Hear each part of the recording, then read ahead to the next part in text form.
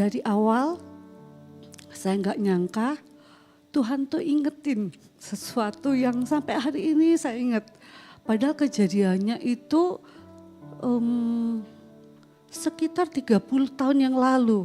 Mungkin kalian berpikir, 30 tahun yang lalu berarti Kak Nike umurnya berapa nih sekarang? Ya memang sudah tua, tapi terlihat muda kan? Amin? Loh kok amin? Nah, sekitar 30 tahun lebih yang lalu.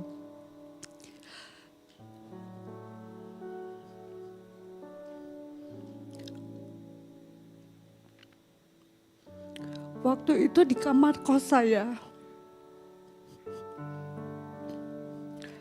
Waktu itu saya merasa gagal. Gagal jadi orang baik.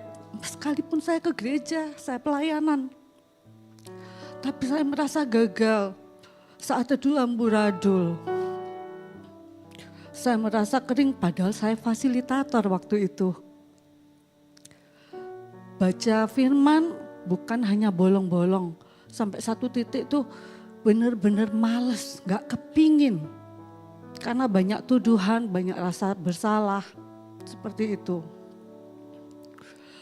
Tapi saya gak tahan dengan kondisi itu. Saya kering, saya kepingin datang merasakan Tuhan tapi gak nyambung. Sampai satu kali saya cuma duduk aja. Saya bukan sikap berdoa atau seperti apa, waktu itu duduk aja dan merasa capek dengan hidup saya, dengan diri saya. Dan waktu itu Bapa yang baik, yang dari dulu sekarang sampai selamanya itu baik-baiknya bukan kepada Kak Nika aja, tapi kepada kalian semua. Dia ngomong gini, Nik, kenapa? Dan waktu itu dia bisa menunjukkan ada sebuah benda ya, sebongkah sesuatu intinya seperti gumpalan, kotor menjijikkan, banyak lumpurnya. Kalau saya aja lihat itu nggak bakalan tak ambil, nggak bakalan tak pegang karena kotor dan kelihatan tidak ada gunanya. Ngapain dipegang bikin tangan saya kotor.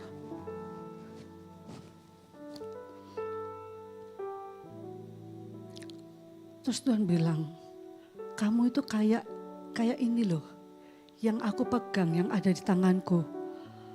Terus saya kaget, iya memang aku kotor, aku menjijikkan, aku enggak menarik, aku enggak ada gunanya. Saya ngomong seperti itu. Enggak ada bagusnya, enggak ada baiknya. Tapi Tuhan itu bilang, tahu enggak? Tapi kenapa aku mau memegang bongkahan ini? Terus Tuhan menjelaskan, karena aku tidak melihat apa yang di luar. Aku tidak melihat apa yang menjijikkan, apa yang kotor. Aku melihat jauh yang ada di dalam bongkahan itu. Sesuatu yang bernilai. Yang saya tangkap waktu itu, saya mikir, oh iya ya. Kalau saya tahu yang di dalamnya itu ada emas, ada mungkin berlian, gak bakalan meskipun menjijikkan, kotor, dan sepertinya gak ada gunanya, gak bakalan saya biarkan, pasti saya ambil, sekalipun itu membuat tangan saya kotor.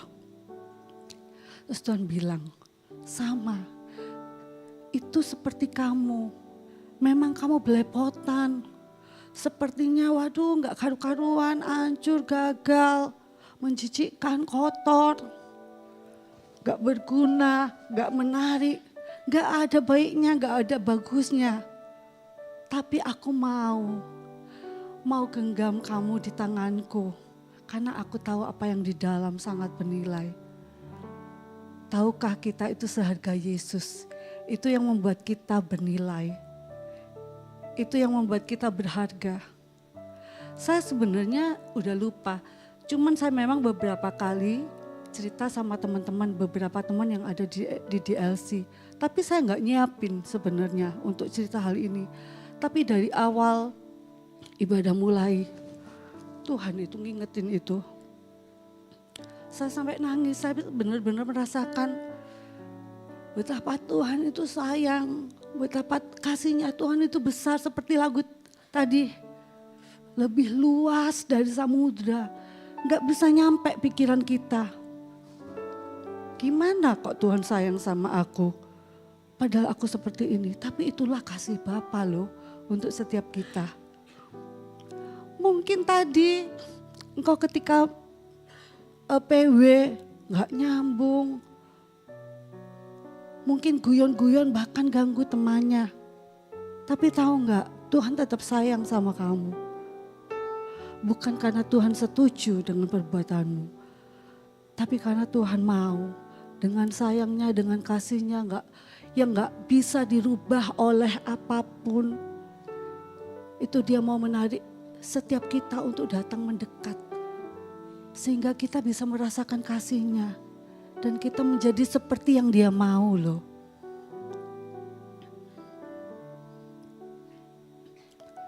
Tuhan tuh suka banget dengan setiap lagu yang kita nyanyikan tadi.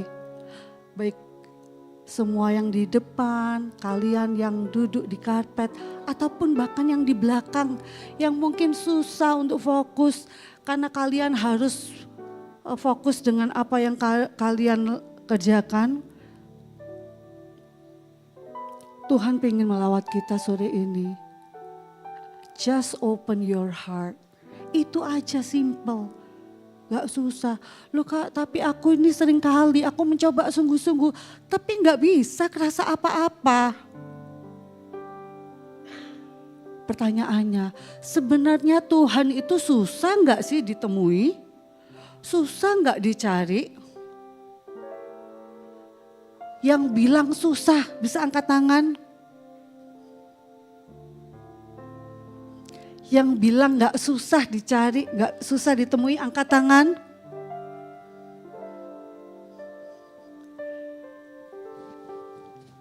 Tapi kok kenapa Kak, aku tuh susah merasakan kasihnya Tuhan. Yuk kita baca satu ayat yang membuktikan Tuhan itu sebenarnya baik kok dan gak susah ditemui.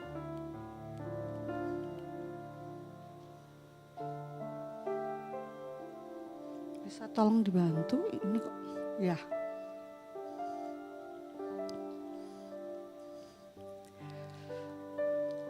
Matius 7 ayat 7 sampai 8. Mintalah maka akan diberikan kepadamu. Carilah maka kamu akan mendapat. Ketoklah maka pintu akan dibukakan bagimu. Sama-sama yuk dibaca ayat yang ke-8, 2, 3. Karena setiap orang yang meminta, menerima. Dan setiap orang yang mencari, mendapat. Dan setiap orang yang mengetok, baginya pintu dibukakan. Seperti tadi dikatakan, jangan hidup karena melihat, karena apa yang kamu rasa. Tapi belajar hidup dengan iman. Iman kepada apa firman Tuhan. Yang Tuhan katakan.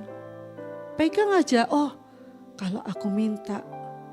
Seperti di konsel beberapa hari yang lalu. Saya senang banget lihat teman-teman saling sharing. Kan Kak Tika bilang, jangan takut minta hal-hal yang rohani. Ada yang minta, kamu pingin minta apa? Aku pingin merasakan Tuhan. Tuhan seneng loh itu dengar gitu. Ada lagi, aku pingin dikasih karunia kesembuhan. Jadi aku mendoakan orang sakit sembuh. Wow, Tuhan seneng itu. Ada lagi yang aku pingin mendengar suara Tuhan. Ada lagi yang bilang, aku pingin bisa mengartikan mimpi kayak Yusuf. Wow, itu bisa gak sih kalian itu mendapat atau mengalami itu? Bisa, Tuhan bilang minta akan dapat, cari akan dapat, akan menerima. Nah, tapi kok sepertinya ayat itu ngomong gampang ya, minta dapat, cari dapat, minta menerima seperti itu. Tapi kok gak semudah itu Ferguson gitu ya kalau kalian ngomong. Nah, aku kalau nyembah Kak di rumah mau bareng-bareng sulit. Kenapa ya kira-kira kok sulit ya? Next. Bukan yang ini.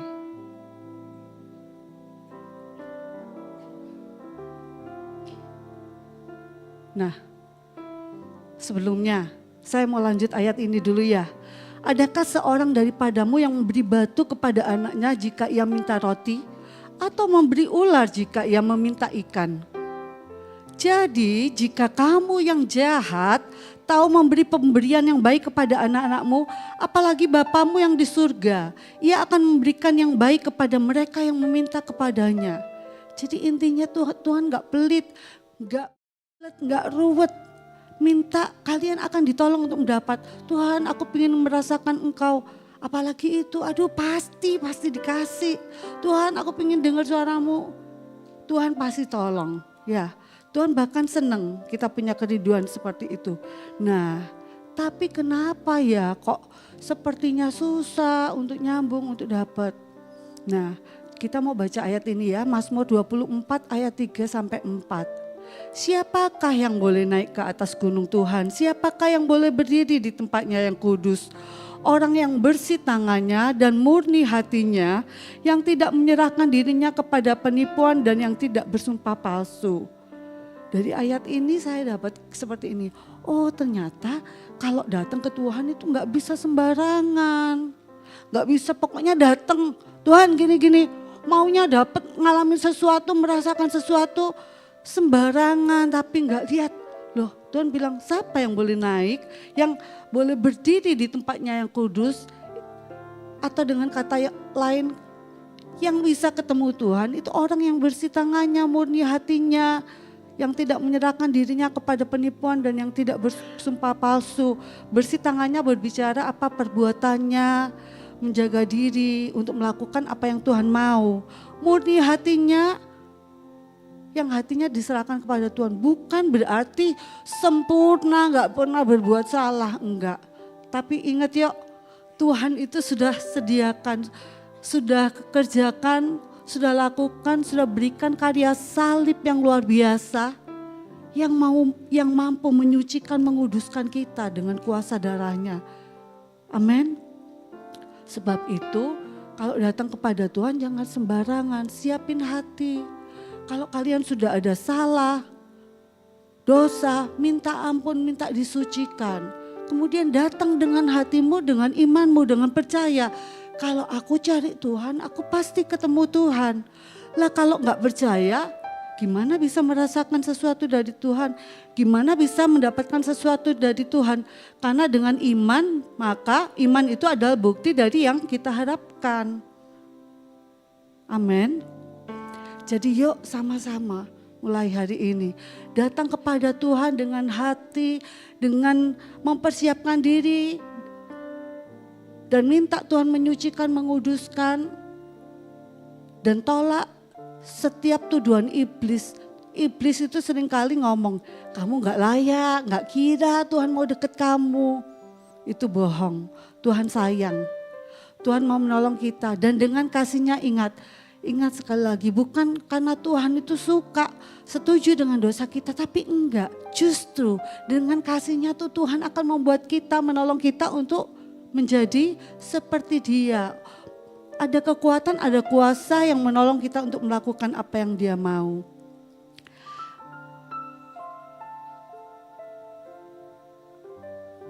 Kok balik lagi nih ya?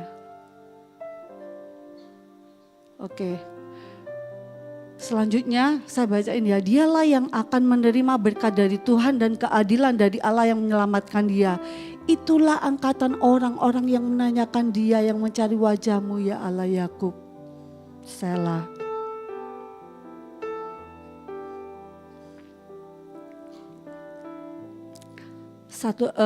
Ayat terakhir. Tadi kalian mau muji Tuhan, saya tahu itu Pak adalah salah satu dari doa kalian. Tuhan pakai aku mau beritakan Aku mau beritakan apa itu?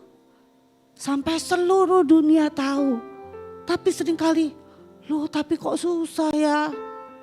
Gak gampang untuk melakukannya. Gak ada greget, gak bisa, gak ada kekuatan untuk melakukannya. Kemudian tadi bilang apa? Through you, I can do anything, I can do all things. Wah, tapi kok seringkali keok ya, kalah. Nah, satu yang Tuhan mau ngomong. Ayo kita datang, kita bersatu sama Tuhan. Saya bacain ya. Versi TSI, Yohanes 15, 4-5. Hendaklah kamu hidup bersatu denganku. Dan aku pun akan tetap bersatu denganmu.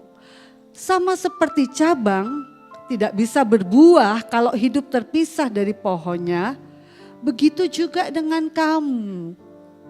Kalau kamu tidak hidup bersatu dengan aku, kamu tidak akan bisa berubah. Nah, makanya kalau di DLC BYC diajak ayo merenungkan firman, ayo memuji menyembah Tuhan.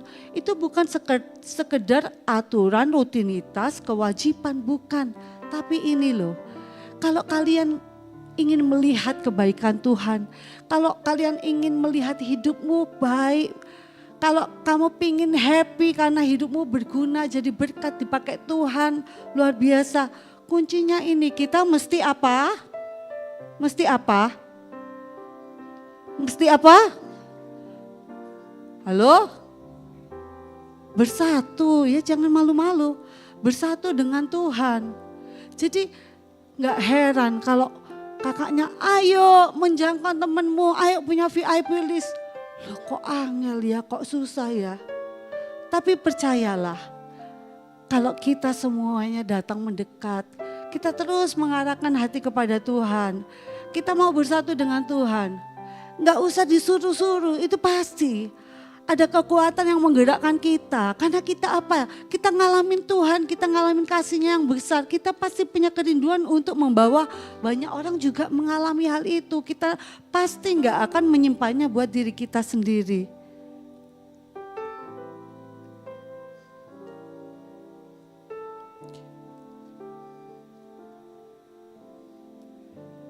Karena aku ibarat pohon anggur dan kamulah cabang-cabangku. Kalau kamu tetap hidup bersatu denganku dan aku tetap bersatu denganmu, maka kamu akan menghasilkan banyak buah. Sama-sama dari tetapi ya, 2-3. Tetapi kalau kamu terpisah dariku, kamu tidak akan bisa berbuat apa-apa. Tidak akan bisa berbuat apa-apa. Bukan hanya sekedar tentang pelayanan, hal-hal yang rohani, hal-hal yang dilakukan di gereja.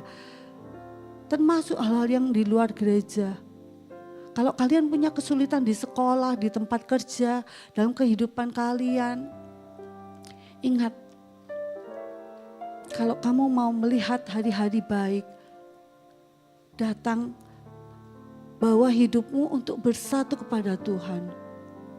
Maka engkau akan lihat hal-hal yang luar biasa yang jauh melampaui akalmu. Bukan berarti gak ada masalah, ada. Tapi kayak tadi lagu bilang, I can do all things through Jesus who always strengthen us. Ya. Dan jangan lupa Tuhan itu melakukan part yang kita gak bisa lakukan. Dia akan melakukan hal-hal yang tidak bisa kita lakukan.